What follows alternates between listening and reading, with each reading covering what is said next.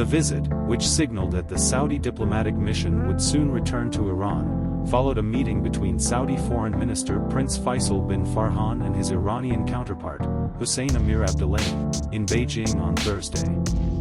The renewed relations between the two countries came 7 years after two major rivals of the Islamic world ended their relations with each other. The two pledged to bring security and stability to the Persian Gulf region a month after senior security officials agreed in principle restore diplomatic relations. The official Saudi press agency said Saturday's visit, where Saudi delegation met with Iran's chief of protocol Mehdi Honardoust at Foreign Ministry in Tehran, is next step in implementation of tripartite agreement reached on March 10. According to a joint Saudi Arabian statement, the two sides stressed importance pursuing implementation of Beijing Agreement, its activation in a way that will expand areas mutual trust cooperation, help create security, stability, prosperity in region. The visit comes after Saudi Arabia and Iran agreed to re-establish diplomatic relations last month. AFP via the predominantly Sunni Saudi Arabia severed diplomatic ties with Iran in 2016 after its embassy in Tehran was raided during a dispute between the two countries over Riyadh's execution of a Shiite Muslim cleric.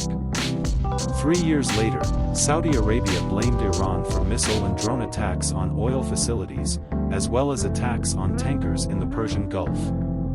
The Iran-linked Houthi movement in Yemen has expanded its attacks to the United Arab Emirates in 2022 by carrying out cross-border missile and drone strikes on Saudi Arabia.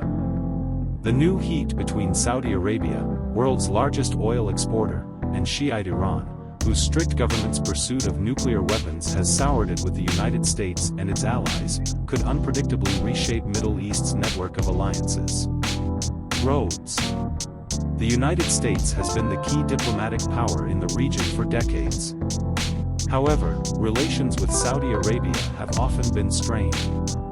President Donald Trump chose Saudi Arabia for his first overseas presidential visit in 2017, making Riyadh a top international priority.